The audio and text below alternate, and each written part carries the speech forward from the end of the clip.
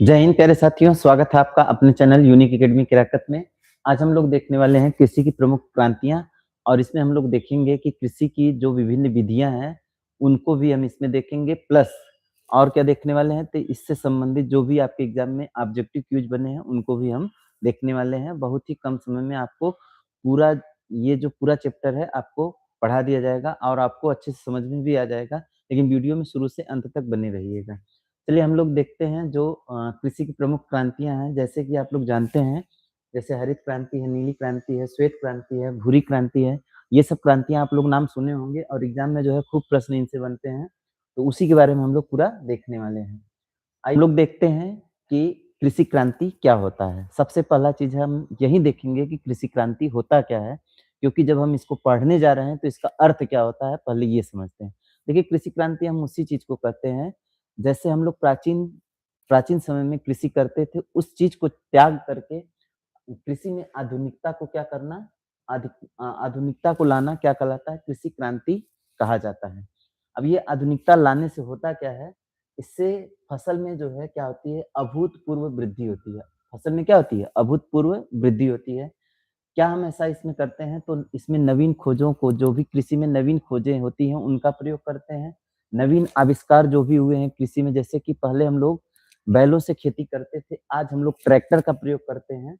तो ये जो क्या है, नवीन कृषि में नवीन आविष्कार है, इनका हम लोग प्रयोग करते हुए, अनुसंधान करते हुए, बीजों पर जो है अनुसंधान करते हुए, ठीक है? प्रौद्योगिकी का, नए प्रौद्योगिकी का प्रयोग करते हुए अगर हम लोग कृषि करते हैं, तो इससे हमारी फसल क्या होती है, इससे हमारे फसल की यील्डिंग जो है बढ़ जाती है। इसी को हम लोग क्या बोलते हैं, कृषि क्रांति बोलते हैं, ठीक है? जैसे कि आप देखे होंगे कि एक हरित क्रांति होती है, जो कि खाद्यान्न उत्पादन में अपना महत्वपूर्ण जो है योगदान दी। जैसे कि पहले हम लोग क्या करते थे, भुखमरी थी, भारत में क्या थी, भुखमरी थी, लेकिन हरित क्रांति आने की वजह से अनाज में क्या हुई, एकाएक वृद्धि हुई, जिससे भुखमरी को क्या किया गया, दूर किया गया। वही जो है श्वेत क्रांति है, श्वेत क्रांति जो है दुग्ध से संबंधित क्रांति है। इससे जो है दूध में क्या हुआ, दूध में अभूतपूर्व वृद्धि हुई, ठीक है? नीली क्रांति मछली उत्पादन से होता है, मछली पालन से होता है, ठीक है? ये सब इसके क्या थे, उदाहरण थे, जो कि हमारी क्रांति थी, ठीक है ना? आगे हम लोग देखते हैं, अगली बात करते हैं। जैसे देखिए, ये जो हमारा क्या है, ट्रैक्टर है, कृषि में ट्रैक्टर आया, आधुनिकता आई। सिंचाई के लिए जो है हम लोग क्या क्या ड्रिपिंग सिंचाई जो है करना शुरू कर दिए। पानी की कम पानी में ज़्यादा जो है हमको क्या मिला, कम पानी में ज़्यादा हमको फ़ायदा मिलने लगा। वही जो है ये देखिए आपका क्या है, ये फव्वारा जो है, फव्वारा विधि से हम लोग क्या करते हैं, सिंचाई करते हैं, तो वहाँ से भी हमारी क्या होती है, वहाँ से भी कृषि में अभूतपूर्व वृद्धि होती है, ठीक है? चलिए, आगे हम लोग बात करते हैं हरित क्रांति का। तो देखिए, ये हरित क्रांति का संबंध जो है किससे होता है, तो जान जाइएगा कि गेहूँ और चावल से संबंधित है। हरित क्रांति का संबंध किस फसल से है? गेहूँ और चावल से है। ये आपके जो है कौन है? तो ये आपके स्वारमनी बोरलाग जो है विश्व के हरित क्रांति के क्या माने जाते हैं? जनक माने जाते हैं। मेक्सिको में यह जो है क्या करते हैं, हरित क्रांति की शुरुआत करते हैं। और हरित क्रांति की कब शुरुआत होती है? 1960 के दशक में। ठीक है, 1960 के दशक में हरित क्रांति की यह क्या करते हैं, शुरुआत करते हैं, कहाँ पर? मेक्सिको में। तो ये जो है आपसे पूछ दिया जाता है, नॉर्मन बोरलॉग का कर्म स्थली कहाँ पर है? तो हम कहेंगे कर्म स्थली जो है कहाँ पर है? तो ये मेक्सिको में है। इनका कर्म स्थली कहाँ पर है? तो मेक्सिको में है, ठीक है। अब देखते हैं कि ये जो अ, हरित क्रांति है, इस हरित क्रांति की वजह से फिलीपींस में चावल की खेती में क्या हुई, सर्वाधिक सफलता मिली। और चावल की सर्वाधिक सफलता होने के कारण जो है अंतर्राष्ट्रीय चावल अनुसंधान संस्थान कहाँ पे खोल दिया गया, कहाँ पे स्थापित किया गया? मनीला, फिलीपींस में। तो अंतर्राष्ट्रीय चावल अनुसंधान संस्थान कहाँ पर है? मनीला, फिलीपींस में है। जो कि किस वजह से यहाँ पे रखा गया? क्योंकि यहाँ पर चावल की खेती में सर्वाधिक वृद्धि हुई थी, किसके बाद? जो आपका कौन-सा था? हरित क्रांति था, हरित क्रांति के बाद, ठीक है? चलिए आगे हम लोग देखते हैं हरित क्रांति का कहाँ पर? भारत में। ये है कौन? एम.एस. स्वामीनाथन है, जो कि भारतीय हरित क्रांति के क्या माने जाते हैं? जनक। यह भारतीय हरित क्रांति भी आपका देखिए, हरित क्रांति की बात होगी तो चावल और किससे? गेहूँ से संबंधित है। बात करते हैं हरित क्रांति की भारत में, तो देखिए हरित क्रांति की भारत में शुरुआत कब हुई थी? ये हुई थी 1966-67 में हुई थी। ये किससे किससे संबंधित है? तो चावल और गेहूँ से संबंधित है। इसके उत्पादन के लिए यह क्रांति लाई गई। भारतीय हरित क्रांति के जनक कौन है? तो भारतीय हरित क्रांति के जनक है कौन? एम.एस. स्वामीनाथन। ठीक है, ये केरल के क्या थे? कृषि वैज्ञानिक थे और यह जो है क्या माने जाते हैं? भारतीय हरित क्रांति के क्या माने जाते हैं? जनक माने जाते हैं। इसमें किस तकनीकी का जो है प्रयोग किया गया? तो इसमें HYV बीजों का प्रयोग किया गया। HYV क्या है? तो ये जो है हाई यील्डिंग वैरायटी बीजों का क्या किया गया? प्रयोग किया गया। आधुनिक उपकरणों का प्रयोग किया गया। ठीक है, सिंचाई उर्वरकों का प्रयोग किया गया और कीटनाशकों का प्रयोग किया गया। इनके प्रयोग से गेहूं और चावल में अभूतपूर्व क्या हुई? वृद्धि हुई। इसी को हम लोग क्या बोलते हैं? भारतीय हरित क्रांति बोलते हैं। तो भारतीय हरित क्रांति जो है कब शुरू हुई थी? 1966-67 में हुई थी। ठीक है, चलिए आगे हम लोग देखते हैं श्वेत क्रांति। श्वेत क्रांति का संबंध देखिए किससे है? तो ये जो है दुग्ध उत्पादन से संबंधित है। ठीक, आगे हम देखते हैं कि ये जो श्वेत क्रांति है, भारत में श्वेत क्रांति के जनक कौन है? तो ये डॉक्टर वर्गीस कुरियन है। इन्हें मिल्कमैन ऑफ इंडिया के नाम से जाना जाता है। ठीक है, जैसे हम बात करते हैं कि ये श्वेत क्रांति है, श्वेत क्रांति से संबंधित आपके एग्जाम में क्या क्या फैक्ट बन सकते हैं? इसका उद्देश्य दुग्ध के उत्पादन को बढ़ाना है। लक्ष्य इसका क्या होता है? तो इसका उद्देश्य दूध के उत्पादन को क्या होता है? बढ़ाना। अब ये जो है किसके माध्यम से होता है? तो ऑपरेशन फ्लड के माध्यम से। तो दुग्ध क्रांति का संबंध किससे है? ऑपरेशन फ्लड से। डेयरी क्षेत्र के लिए 1970 में राष्ट्रीय डेयरी विकास बोर्ड द्वारा यह मिशन शुरू किया गया। कौन सा ऑपरेशन? Operation flood. आपसे पूछा जाएगा कि ऑपरेशन फ्लड का संबंध किससे है? तो हम कहेंगे दुग्ध उत्पादन से है। कब शुरू किया गया था? 1970 में। दुग्ध क्रांति कब आई थी? 1970 में। बात करते हैं कि ये जो दुग्ध क्रांति है या ऑपरेशन फ्लड है, इसके जनक कौन है? तो इसके जनक है डॉक्टर वर्गीस कुरियन। कौन है? डॉक्टर वर्गीस कुरियन, जिन्हें मिल्कमैन ऑफ इंडिया के नाम से जाना जाता है।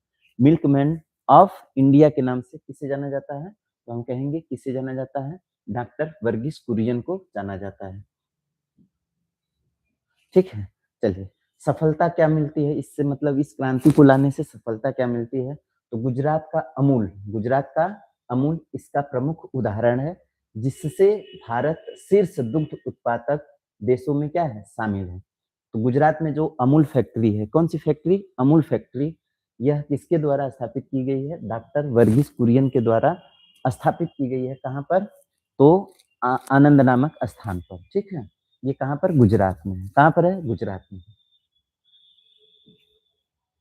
चलिए एक चीज और ध्यान दीजिएगा कि अगर आपसे ये पूछा जाता है कि बताइए ये जो आपका डेयरी, भारतीय डेयरी बोर्ड कहाँ पर है? तो ये जो है आनंद गुजरात में है। कहाँ पर है?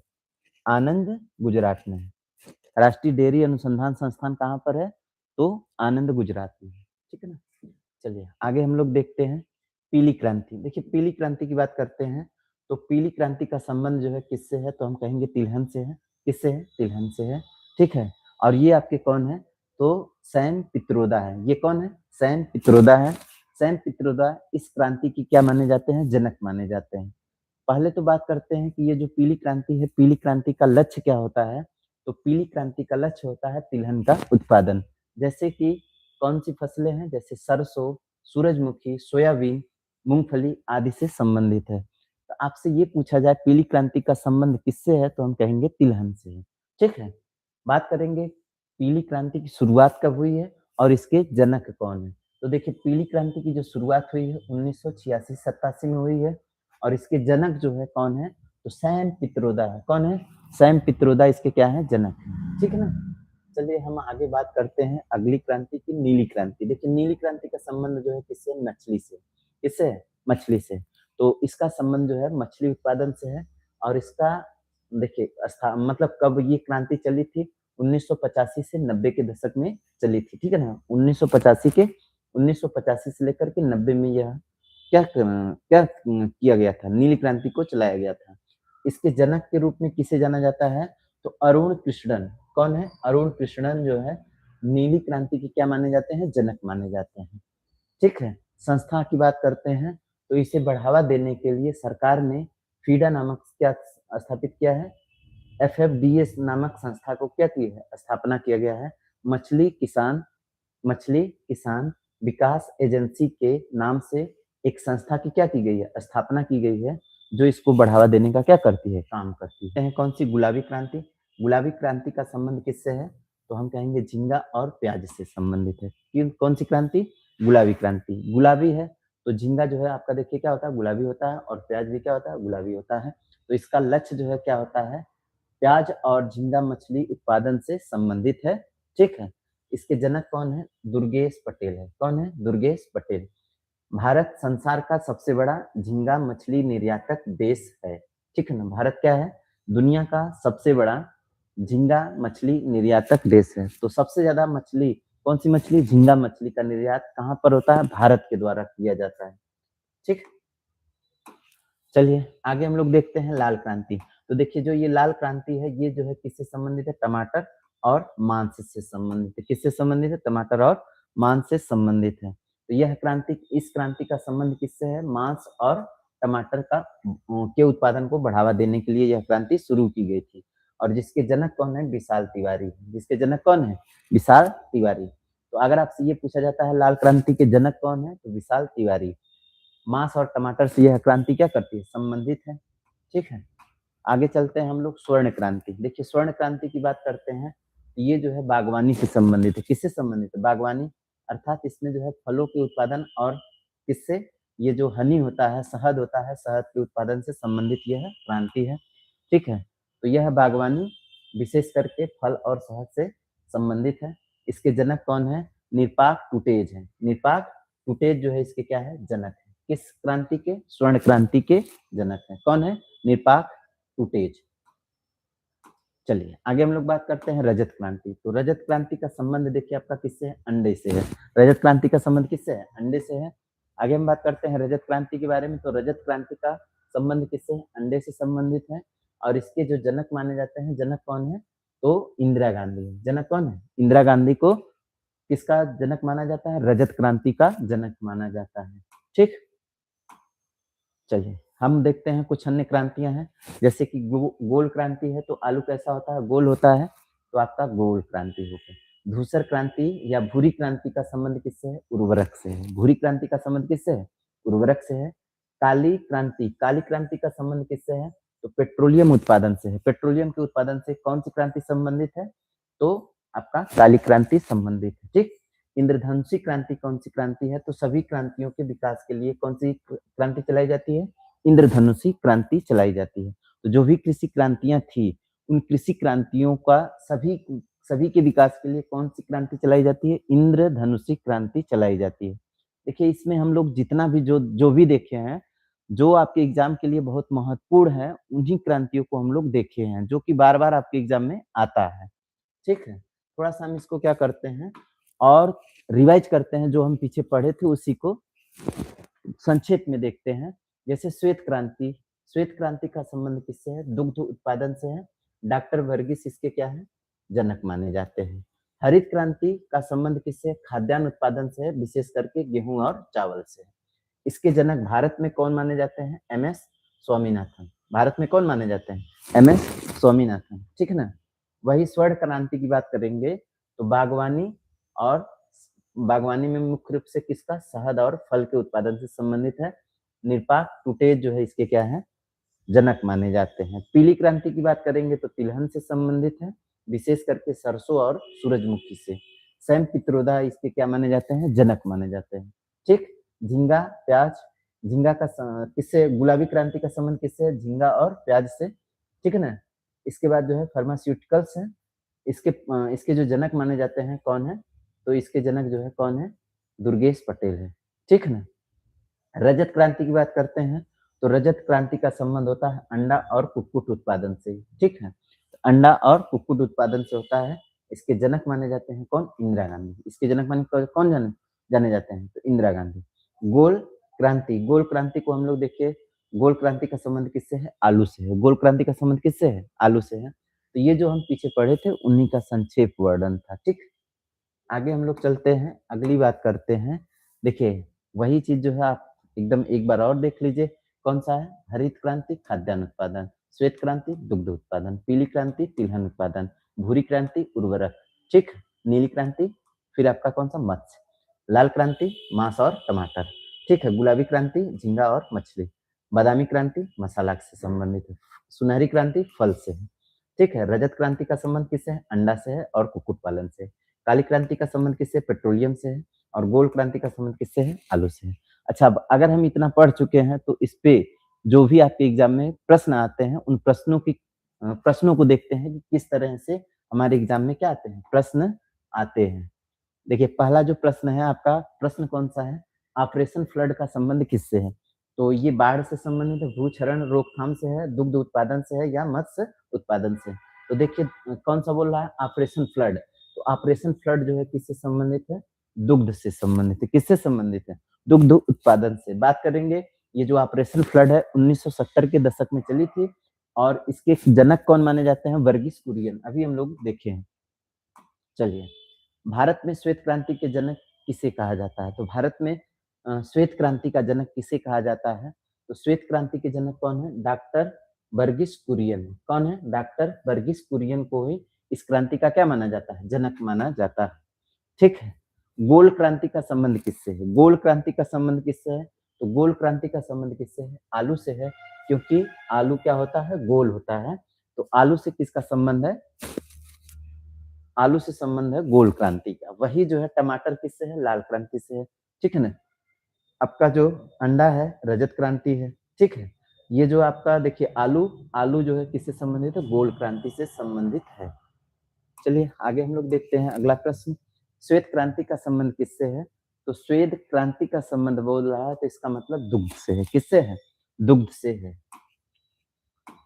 आगे हम लोग देखते हैं गुलाबी क्रांति। देखिए गुलाबी की बात करेंगे तो गुलाबी में जो है कौन होता है? प्याज और कौन होता है? झींगा होता है। तो प्याज और झींगा होता है, इसका मतलब बी वाला ऑप्शन सही है। चलिए आगे चलते हैं। भारत में हरित क्रांति का जनक किसे माना जाता है? तो भारत में हरित क्रांति का जनक किसे माना जाता है? एम.एस. स्वामीनाथन को। जबकि विश्व स्तर पर जो है किसको माना जाता है? नॉर्मन अर्नेस्ट बोरलॉग को। ठीक है ना? नॉर्मन ई बोरलॉग को माना जाता है विश्व हरित क्रांति का जनक। विश्व में हरित क्रांति कब चली थी? तो हम कहेंगे 1960 के दशक में चली थी। जबकि भारत में कब चली थी? तो 1966 से 67 के बीच में चली थी। और किस पंचवर्षीय योजना में चली थी? तो ये जो है तृतीय पंचवर्षीय योजना में चली थी। तृतीय पंचवर्षीय योजना में यह क्रांति क्या की गई थी? चलाई गई थी। ठीक है ना? अच्छा, इससे सबसे ज्यादा जो है प्रभाव किस फसल पे पड़ा था? खाद्यान्न की बात करते हैं तो गेहूं और चावल पर सबसे ज्यादा प्रभाव पड़ा था। किस क्रांति का? गेहूं व चावल पर सबसे ज्यादा प्रभाव पड़ा था। किसका पड़ा था? हरित क्रांति का। ठीक है। आगे हम चलते हैं, देखते हैं अगला। निम्नलिखित में से कौन सा बागवानी से संबंधित है? बागवानी से संबंध किसका है? तो बागवानी से देखिए हम लोग किसकी बात करेंगे? बागवानी से संबंध है किसका? स्वर्ण क्रांति का। सुनहरी क्रांति का संबंध किससे है? बागवानी से। मुख्य रूप से इसमें क्या होता है? शहद व फल के उत्पादन की बात की जाती है। वही ऑपरेशन फ्लड की बात करेंगे तो दुग्ध से है। ठीक है। और हरित क्रांति का संबंध किससे है? तो हरित क्रांति का खाद्यान्न से है। और आपका श्वेत क्रांति वही फिर से है, दुग्ध से है। चलिए, पीली क्रांति किसके उत्पादन से संबंधित है? पीली क्रांति की बात करेंगे तो पीली क्रांति जो है देखिए यह किससे संबंधित है? तिलहन से संबंधित है। किससे संबंधित है? तिलहन से संबंधित है। और मुख्य रूप से किससे? सूरजमुखी और ठीक है, सूरजमुखी और किसके लिए? तो हम कहेंगे सूरजमुखी के साथ-साथ जो है सरसों, ये 2 फसलें हैं जो कि तिलहन की सबसे प्रमुख फसलें मानी जाती है। इन्हीं के बढ़ावा के लिए कौन-सा चलाया गया था? पीली क्रांति चलाई गई थी। तो इसका सही कौन-सा होगा? तिलहन होगा। ठीक? चलिए, आगे हम लोग चलते हैं। रजत क्रांति का संबंध किससे है? तो रजत क्रांति का टमाटर से है, आलू से है, अंडा से है या शलजम से है? तो रजत क्रांति का संबंध किससे है? अंडा से है। देखिए अंडा इसके साथ-साथ जो है कुक्कुट पालन से संबंधित है। किसका संबंध? तो हम कहेंगे रजत क्रांति का संबंध। इसके जनक कौन है? तो इसकी जनक है कौन? इंदिरा गांधी। कौन है? इंदिरा गांधी को क्या माना जाता है? इसका जनक माना जाता है। ठीक? तो इसके जनक जो है कौन है? इंदिरा गांधी। ठीक है ना? चलिए आगे चलते हैं। देखिए ये जो भी क्रांतियाँ थी इसमें जो है हम क्या देखें? अ, इसमें हम लोग जो है इसका थ्योरी भी देखे और इसके जो है जो भी प्रश्न आपके एग्जाम में आते हैं उन प्रश्नों को थोड़ा बहुत देखे हैं। अब हम लोग देखते हैं कि ये कृषि की जो विभिन्न विधियां होती हैं कौन कौन सी विधियां हैं उसको देखते हैं। जैसे कि आपका सेरीकल्चर है, तो सेरीकल्चर का संबंध किस चीज से होता है, तो हम कहते हैं रेशम से। वही जो है एपी कल्चर का संबंध किससे होता है, मधुमक्खी से। बीटी कल्चर का किससे होता है, अंगूर से होता है। वर्मी कल्चर का किससे होता है, तो केचुआ से होता है। यही सब जो है आपके एग्जाम में क्या करते हैं, ज्यादा बनते हैं। हम लोग एक एक को देखते हैं, ठीक है। पहला आपका कौन सा है, सेरीकल्चर है। तो सेरीकल्चर का संबंध किससे है, तो हम कहेंगे रेशम कीट पालन से है, ठीक है। दूसरा हम लोग देखते हैं कौन सा, एपी कल्चर। एपी कल्चर का संबंध किससे है, मधुमक्खी पालन से है। वही जो है अगली बात करते हैं हम लोग पीसी कल्चर। देखिए पीसी कल्चर की बात करेंगे तो पीसी कल्चर का संबंध किससे होता है, मछली उत्पादन से होता है। तो मछली पालन से जो है किसका संबंध है, पीसी कल्चर। अगली बात करते हैं हम लोग फ्लोरिकल्चर। देखिए फ्लोरिकल्चर की बात करेंगे तो फ्लोरिकल्चर का संबंध किससे है, फूलों के उत्पादन से। किससे है, फूलों के उत्पादन से है। वही हम बात करते हैं बीटी कल्चर। बीटी कल्चर का मतलब होता है अंगूर से। किससे होता है, अंगूर की खेती से। अगली बात करते हैं वर्मी कल्चर। वर्मी कल्चर का मतलब होता है केचुआ से। केचुआ पालन, केचुआ को हम लोग क्या बोलते हैं, किसानों का मित्र कहते हैं, वर्मी कल्चर। आगे हम लोग देखते हैं कौन सा, पोमो कल्चर। पोमो कल्चर का मतलब होता है फल उत्पादन से। फल के उत्पादन से, देखिए फूलों के उत्पादन की बात करेंगे तो फ्लोरिकल्चर, और फलों का उत्पादन करेंगे तो पोमो कल्चर। वही सब्जियों का उत्पादन करेंगे तो फ्लोरिकल्चर होता है, ठीक है ना। आगे चलते हैं, सॉरी, सब्जियों के उत्पादन के लिए ओलेरी कल्चर होता है, जबकि फूलों के उत्पादन के लिए क्या होता है, फ्लोरिकल्चर होता है, ठीक है ना। ओलोरी कल्चर का संबंध किससे होता है, सब्जी उत्पादन से। सब्जी उत्पादन का संबंध किससे है, ओलेरी कल्चर। वही जो है हर्टिकल्चर की बात करेंगे तो हर्टिकल्चर का संबंध है बागवानी से है। किससे है, बागवानी से, ठीक। आगे हम लोग देखते हैं अगला।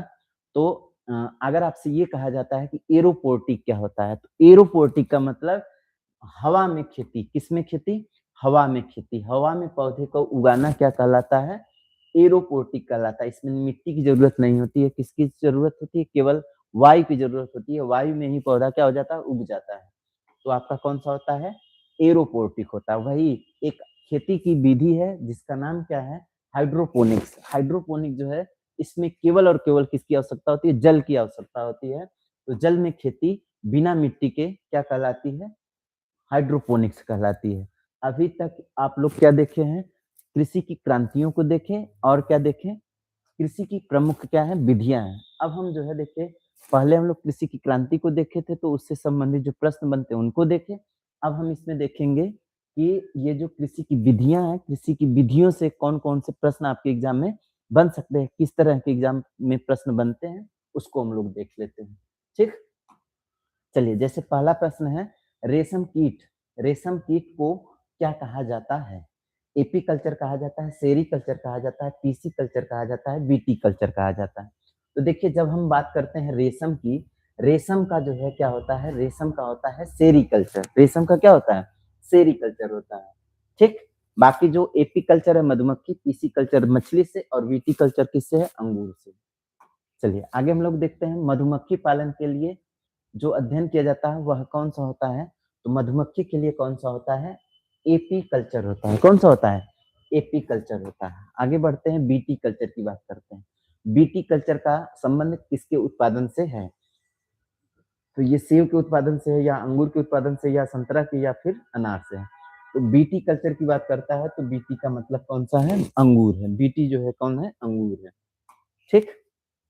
पीसी कल्चर, पीसी कल्चर का संबंध किससे है, पक्षी पालन से है, मधुमक्खी पालन से है, या फिर मछली पालन से है, या फिर भेड़ पालन से है।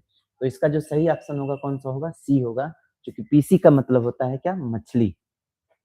चलिए, हवा में पौधों को उगाने की विधि को क्या कहते हैं, तो हवा में अगर पौधे उगा रहे हैं तो हम इसको क्या बोलेंगे, हाइड्रोपोनिक्स बोलेंगे, एरोपोनिक्स बोलेंगे, ओलेरी कल्चर बोलेंगे, या पोमोलॉजी कहेंगे। तो देखिए आपका जो कौन सा है, एरोपोनिक्स है। कौन सा है, हवा में है तो एरोपोनिक, जल में है तो हाइड्रोपोनिक्स। ओलेरी कल्चर का मतलब होता है सब्जियों से, और पोमोलॉजी कहलाता है फलों का अध्ययन, ठीक। चलिए, जल में बिना मिट्टी के पौधों को उगाने की जो तकनीकी होती है उसे हम लोग क्या बोलते हैं, तो उसे हम लोग बोलते हैं क्या, हाइड्रोपोनिक्स बोलते हैं। क्यों हाइड्रोपोनिक्स बोलते हैं, क्योंकि हाइड्रो का मतलब ही होता है क्या, जल। आगे देखते हैं, सब्जियों के व्यापारिक उत्पादन के लिए अध्ययन को क्या कहा जाता है, तो सब्जियों के व्यापारिक उत्पादन के अध्ययन को क्या कहा जाता है, तो इसको कहा जाता है ओलेरी कल्चर। इसको क्या बोला जाता है, ओलेरी कल्चर कहा जाता है। पोमोलॉजी किसके लिए होता है? फलों का अध्ययन, ठीक है। फ्लोरिकल्चर का संबंध किससे होता है? तो फ्लोरिकल्चर का संबंध होता है फूलों के अध्ययन से या फूलों के उत्पादन से। फलों के उत्पादन और अध्ययन को क्या कहा जाता है? तो फलों की बात कर रहा है तो फल का मतलब होता है पोमो। फल का मतलब क्या होता है? पोमो होता है, तो इसका कौन-सा ऑप्शन होगा? ए ऑप्शन सही होगा। फ्लोरिकल्चर की बात करते हैं। फ्लोरिकल्चर का संबंध किससे है? फ्लोरी है मतलब फूलों से है। फ्लोरी है मतलब फूलों से। तो फ्लोरिकल्चर का संबंध किससे होगा? फूलों से होगा। आगे चलते हैं। अच्छा ठीक। यहाँ पर देखिए आपके जो है क्या हुए? 10 प्रश्न जो है आपके क्या हो गए? समाप्त हो गए। उम्मीद है कि आपको जो भी कृषि की क्रांतियाँ हैं और कृषि के जो भी कल्चर हैं, उनसे संबंधित अगर आपके एग्ज़ाम में प्रश्न आते हैं, तो आप कर लेंगे। हम इसमें कोशिश किए हैं कि जो भी प्रश्न बन सकते हैं और जो भी थ्योरी आपके एग्ज़ाम में बन सकती है, वह सभी कवर करने का कोशिश किए हैं। उम्मीद है आपको अच्छा लगा होगा। मिलते हैं अगले वीडियो में, तब तक के लिए नमस्कार।